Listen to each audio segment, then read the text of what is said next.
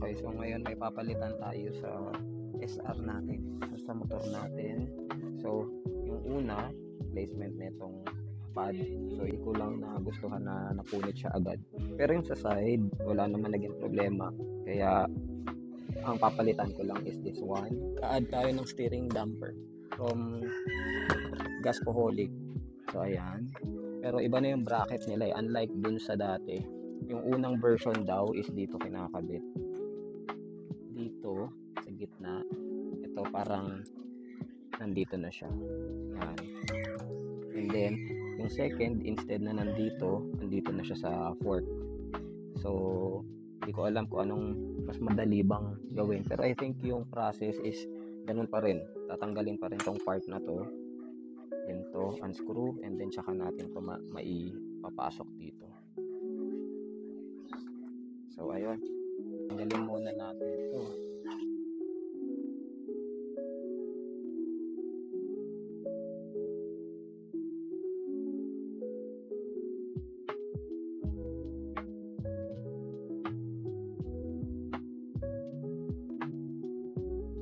Muna for safety. So, dito siya.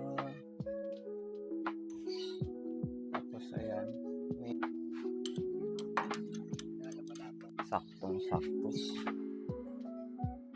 So, dito naman siya.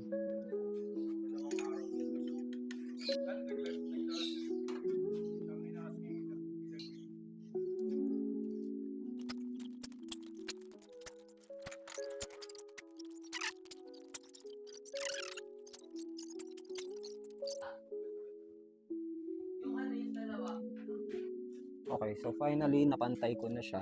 So kanina ang tagal ko bago siya napantay kasi itong part pala na to is nakabaligtad. So ayun, hindi ko talaga siya hindi ko mahanap yung angle kanina. So buti na lang si Gaspoholic nag-send ng photos and videos kung paano na to ikabit kasi itong bracket na to is wala pang instruction sa YouTube. So ang hirap. So ayan. So yung mga things daw na kailangang i-note dito sa ganitong klaseng bracket, itong part na to is hindi siya nandun sa loob ng lock. Kasi ito yung locking niya eh. Yan, nandito. So pagka nababa tong bracket, pwedeng pumasok doon and then magkakaroon ng problema yung lock. So dapat nandito siya sa taas. So tapos na tayo dun sa steering damper. So ayan. So sturdy naman siya. Ayan, so ito may play talaga. Pero ayan, dito lang ako nangangamba sa bracket na to pag masyadong masikip. Ayan, so nagmamark kasi siya sa sa fork. So ayun yung nakakatakot. Tsaka yun, yung ganitong klaseng bracket dapat equal talaga yung pag-screw. Kasi pagka hindi, medyo magiging uneven tapos may isang part na sobrang luwag lang tapos pwedeng kamayin. Pero at least ayan, pantay naman na siya. Then dito na tayo sa part na to. So ito na yung bago natin ilalagay. Ayan. So ayan. So dito na siya. Mas maliit siya pero mas prefer ko tong goma kasi yung ganitong texture.